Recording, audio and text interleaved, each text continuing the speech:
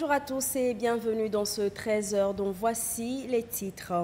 La promotion des valeurs culturelles et traditionnelles, l'engagement du chef de l'État Faure Sozimnon Gnassingbé, le secteur depuis plusieurs années se vivifie en accordant une attention particulière aux acteurs culturels. C'est le cas du Fonds national de promotion culturelle qui vient en appui au secteur de la culture. Les précisions tout à l'heure. Du respect du code de la route, les conducteurs de taxi-moto sont sensibilisés à CARA, une activité de citoyens de la route avec ses partenaires. Ceci se situe dans le contexte des luttes traditionnelles et Vala dans la Kosa. Et puis, elle est un moteur de développement. La foire agricole et artisanale de Landa dans la Kosa est ouverte. Plusieurs exposants présentent au public les richesses de la localité. La foire agricole et artisanale de Landa est parrainée par le ministère en charge de l'agriculture et c'est tout pour les titres. Comme annoncé tantôt, le secteur culturel, un secteur aussi prioritaire que les autres dans la politique de promotion du patrimoine prônée par le chef de l'État, Faure Sozimnon Gnassingbé. En témoigne des initiatives mises en place pour son rayonnement. Hier, c'était le Fonds d'aide à la culture, remplacé aujourd'hui par le Fonds national de la promotion culturelle. Quels en sont les avantages pour le secteur? Urich Amega nous en dit plus dans ce sujet. La culture togolaise de plus en plus valorisée, et c'est grâce aux différents mécanismes innovants promus par le président de la République Faure Sozimnon Gnassingbé en faveur du rayonnement de la culture togolaise. L'un d'eux demeure le Fonds d'aide à la culture FAC qui a laissé des traces. Les 3 dernières années, on peut dire, sous l'impulsion du chef de l'État, Faure Sozimnon Gnassingbé, nous avons pu atteindre des niveaux plus élevés. C'est une occasion maintenant de transmettre le savoir-faire, la culture à la génération qui nous suit. La culture de chez nous, c'est une culture pacificatrice. Nous avons vu que notre président de la République, le président Faure, il fait tout pour nous mettre ensemble, même à travers ces manifestations culturelles. Construction et réhabilitation des infrastructures, l'aide à la création artistique, littéraire, cinématographique, la mise en valeur du patrimoine national. Dans sa politique de promotion du patrimoine, le chef de l'État met en place le Fonds national de promotion culturelle, FNCP, en remplacement du FAC. Le FNCP, véritable outil créé pour apporter des subventions aux acteurs culturels et les aider à mieux organiser leurs activités et bénéficier des fruits. Si aujourd'hui, le chef de l'État, son excellent M. Faure Sozimnon Gnassingbé, a décidé de nous aider, c'est qu'il est à l'écoute de nos cris et il a la volonté de booster la culture togolaise. Donc nous ne pouvons que l'accompagner.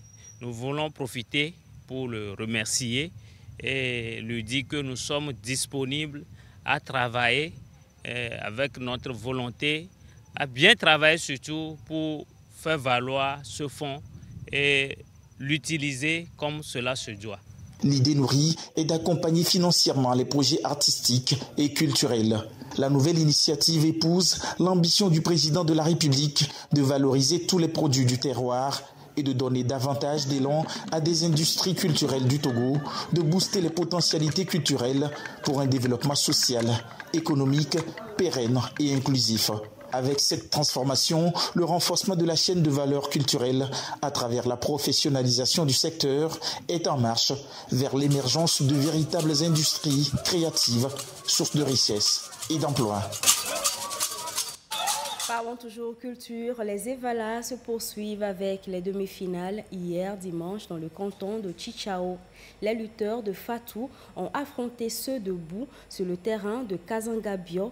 Pendant ce temps, les Evala de Kigbeling ont rivalisé avec ceux de Hazelohu sur le terrain de l'EPP central de Chichao. Le président de la République, Faure Sozimnon Gnassingbé, a été représenté à ces demi-finales par le ministre de l'administration territoriale, Odabalo Awate. Le résumé des 2 demi-finales avec Ekwissala. Le canton de Chichao dans l'effervescence des luttes Evala édition 2024. C'est l'étape des demi-finales et les Evala de Fatou en rouge sont prêts pour affronter ceux de Bou en blanc. Les empoignades démarrent en présence du représentant du chef de l'État le ministre en charge de l'administration territoriale, Odabalo Awate. Au bout de quelques secondes, les Evala de Fatou enregistrent leur première victoire. Ils ne veulent laisser aucune chance à leurs adversaires en se montrant plus endurants.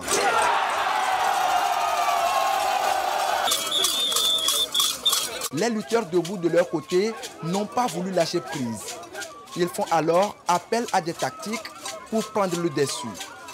Leurs multiples tentatives resteront vaines.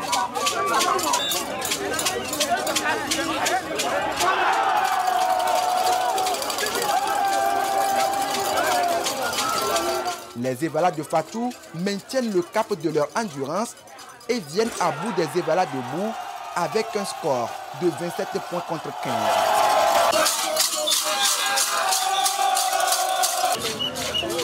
La deuxième demi-finale dans le canton a mobilisé les populations à l'EPP central de Tichao.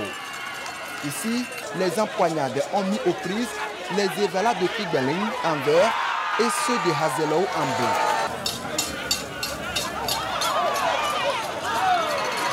Aucune des deux équipes ne veut être dominée par son adversaire.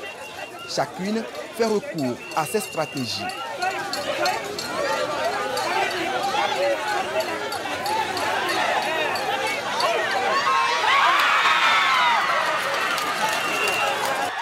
Jusqu'à la fin du duel, le score reste serré dans les deux camps. Mais au finish, les Evala de Hazelou parviennent à faire la différence avec 4 points. Ils remportent la partie sur un score de 27 points contre 23.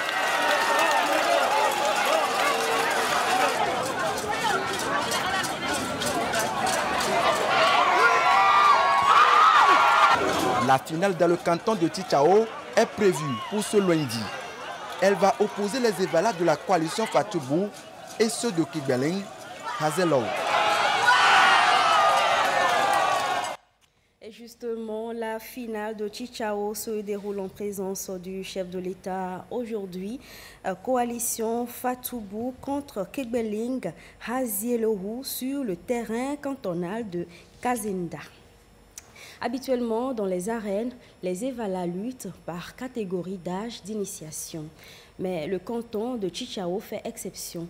Dans celle-ci, la règle, c'est le plus fort, quel que soit l'âge d'initiation, peut être dans l'arène. Une stratégie propre à ce canton et qui fait des luttes Evala une fête particulière. Ramdan Bassina. 3 catégories distinguent les Evala dans les arènes.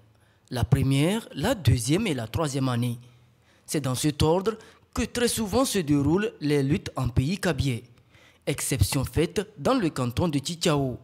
Ici, la tactique de lutte prime sur les règles établies. Et quand on est de la catégorie de la première année, en temps normal, on doit sortir dans cette catégorie. Deuxième année également, troisième année. Donc troisième année, c'est la dernière étape. Eux, ils doivent sortir d'abord. C'est pourquoi je dis qu'à Tichao, il y a une particularité.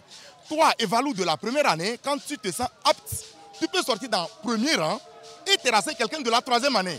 De l'autre côté, oui. Le rapport, l'homme de la première année doit respecter celui de la deuxième année. Sur les lieux de cérémonie qu'on appelle Ahoué, c'est l'homme de la deuxième année qui doit montrer les cérémonies à celui de la première année. Il vient d'arriver, il est novice, on doit lui apprendre tout.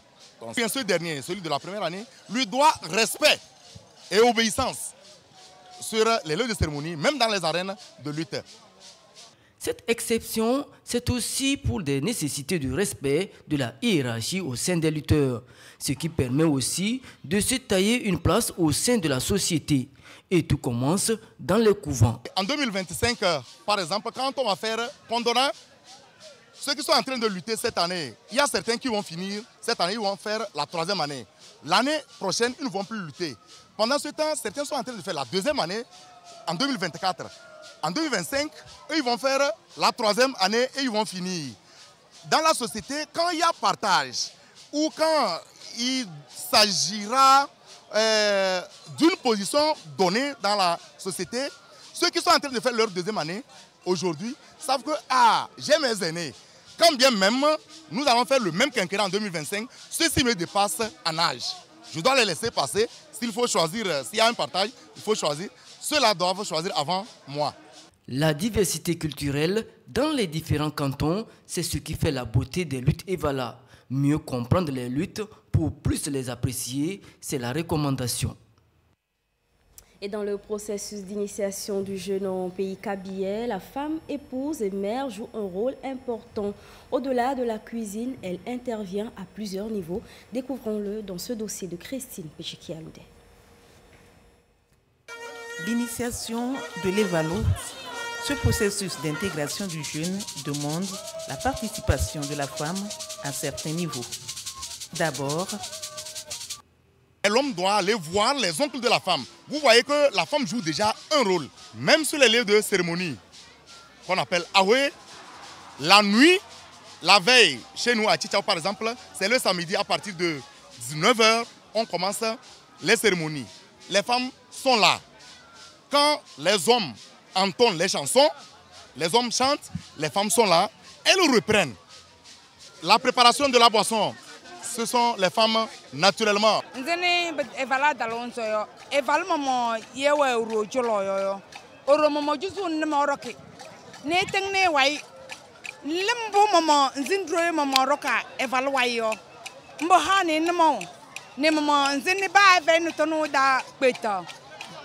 Nzene bodong evalo verung mbohane bua tonu darung nelo kana korole ba verung et pour bien lutter, le jeune kabyais doit s'abstenir de consommer certains aliments et de poser certains actes. Là aussi, c'est la femme qui est la mieux placée pour l'orienter. La maman passe plus de temps avec son fils. C'est la maman qui est à la maison. C'est elle qui sait que son fils a telle visite ou telle visite. Et généralement, à partir du mois d'avril, quand les premières pluies s'annoncent, Evalo, en réalité, ne doit plus avoir des rapports sexuels. Donc c'est la maman qui conseille tout le temps son enfant, son fils. Mon fils, si tu veux bien lutter, il faut t'éloigner des femmes. La nuit, tu dois vite rentrer. Sur tous les terrains de lutte, elles se font beaucoup remarquer.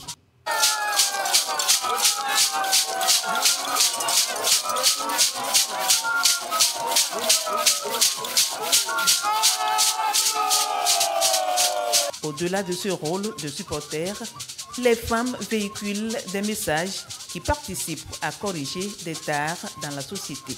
Et le jour des Evala dans les arènes, c'est elles qui font beaucoup plus d'ambiance. À travers les chansons, nos mamans donnent déjà de l'ambiance. Elles arrivent tout de suite à taquiner, à pincer les gens, parce qu'elles connaissent certaines tares de la société qu'elles veulent peut-être corriger pour une société plus juste, plus équitable. Donc c'est dans leurs chansons qu'on va tout de suite déceler le message qu'elles véhiculent. En fin de compte, c'est beaucoup d'énergie que les femmes dégagent sur toute la période des Evala. La victoire de l'Evalo fait la fierté de toute la famille qui garde la renommée pour toujours. Notons une fois encore que la finale de Tchitchao se déroule aujourd'hui en présence du chef de l'État Foresor Zimnon Nyasingbe, coalition Fatoubou contre Kigbeling Hazielohou sur le terrain cantonal de Kazenda. Une séance de sensibilisation sur le code de la route a été organisée à Kara à l'intention d'un noyau de conducteurs de taxi-moto. C'est une activité de citoyens de la route avec ses partenaires dans le contexte des luttes traditionnelles Evala dans la Kosa, une période qui enregistre de nombreux accidents de la circulation. Nestor Mouzou. C'est par une caravane à travers certaines artères de la ville de Kara que l'activité de sensibilisation a commencé à l'endroit des conducteurs de taxi-moto. Le moment choisi pour cette activité est la période des Evala, un moment très accidentogène eu égard à la densité de la circulation dans la Kosa. Evala étant une fête qui rassemble beaucoup de monde, il y a l'euphorie, il y a les excès de toutes sortes qui se mêlent et malheureusement les accidents surviennent.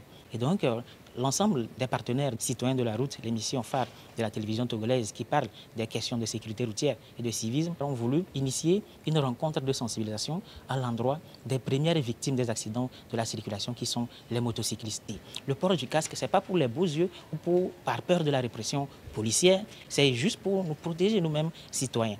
Le conducteur lui-même doit se protéger et le passager qui est derrière aussi doit se protéger. Mistral et le pool TPVM VT GIE, transport public de voyageurs, motos, véhicules en transit, groupement d'intérêt économique sont les autres partenaires de cette activité de sensibilisation. Prudence, respect des règles de la route, limitation de la vitesse, surcharge, conduite sous l'emprise de l'alcool et des stupéfiants. Tous ces sujets ont été abordés, tout comme celui de la nécessité des conducteurs de taxi-moto d'assurer leurs engins.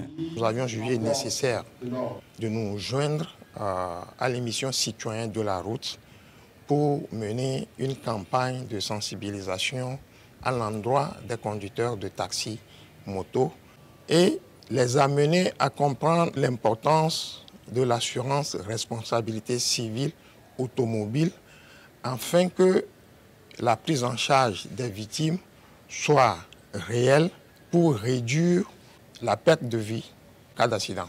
Le message véhiculé semble avoir un écho favorable. Nous trouvons louable et salutaire cette sensibilisation et nous tenons à remercier. En ce qui concerne les assurances, souvent il y a des remous dans des recoins.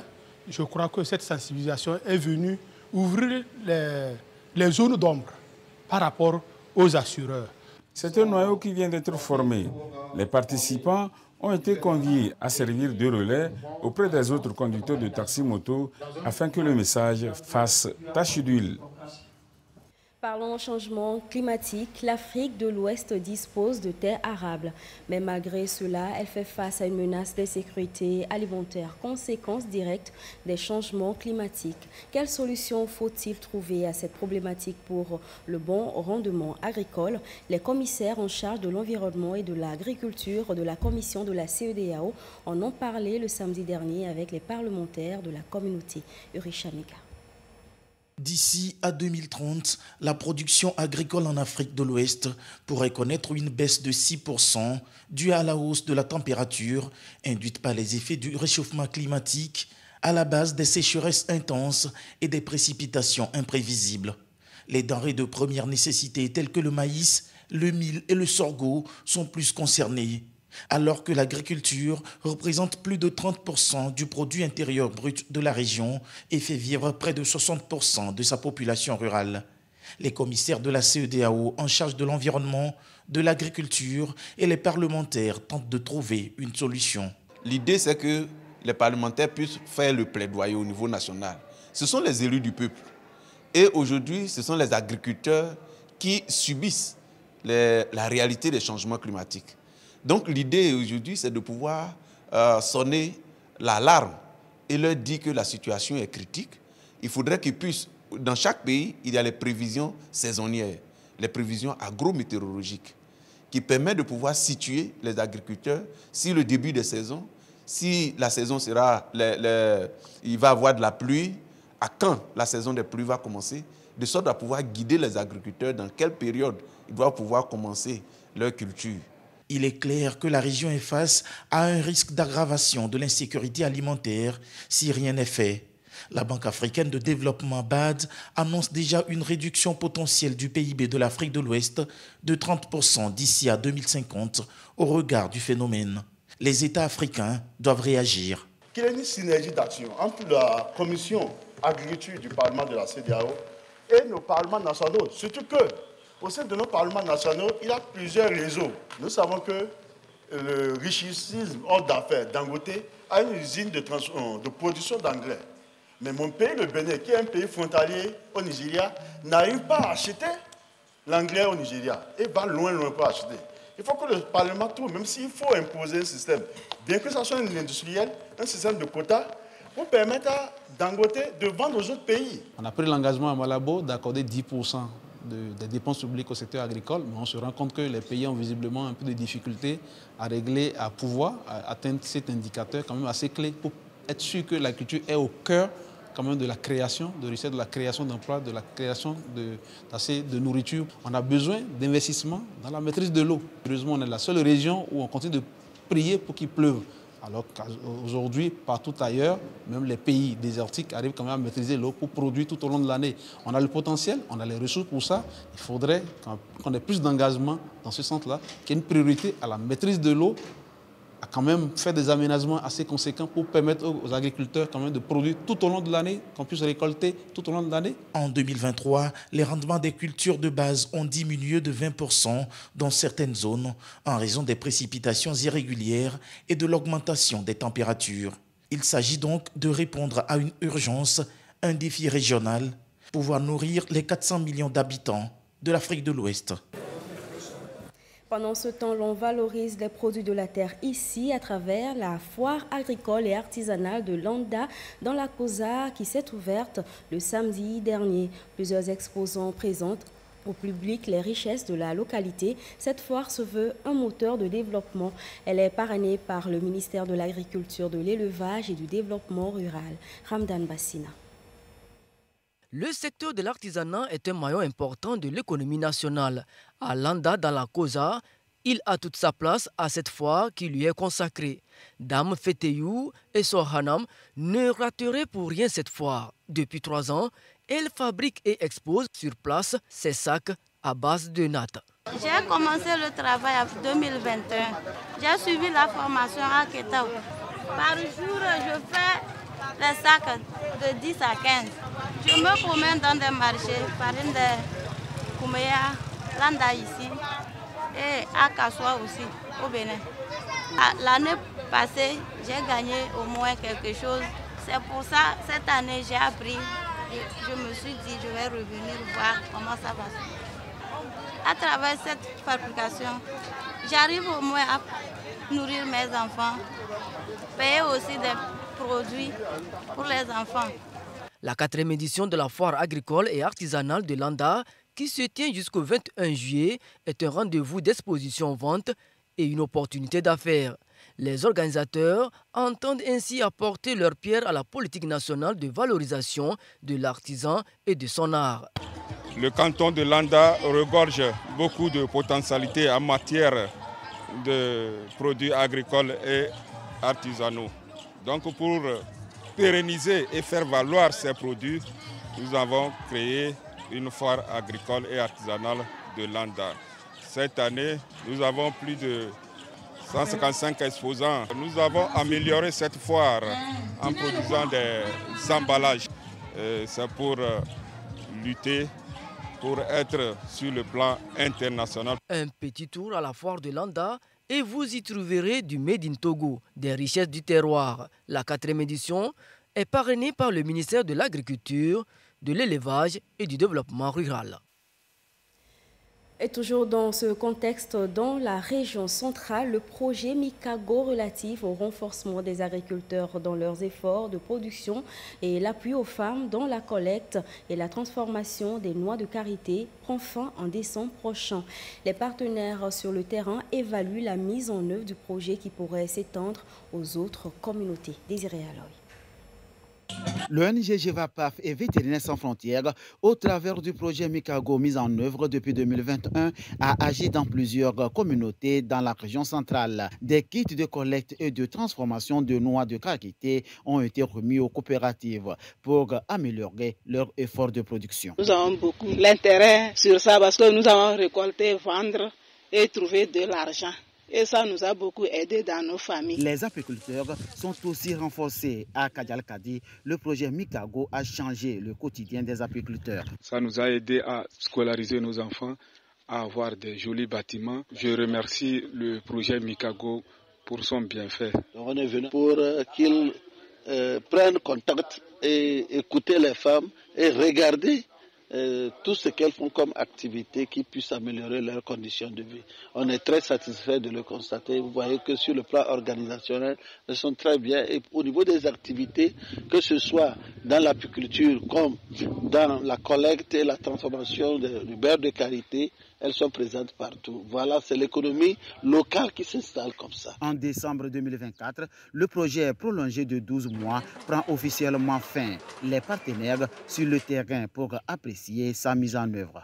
Donc nous sommes venus voir les réalisations que ces deux co-unions font sur le terrain.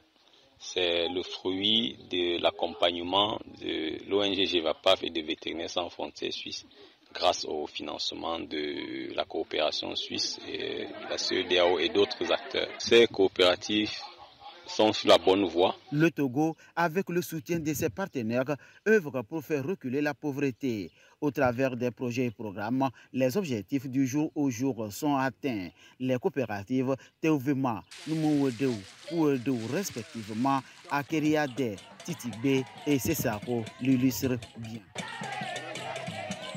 Au sujet dans cette édition, après avoir effectué plusieurs réformes importantes au sein de l'institution, la Chambre de commerce et d'industrie du Togo a organisé une randonnée et une assemblée générale dans le but de soutenir son personnel. Cette initiative vise à revitaliser son club sportif et à favoriser une bonne cohésion sociale entre les employés. Immaculée Baoué, Abalo, voix Elia Bagnondao.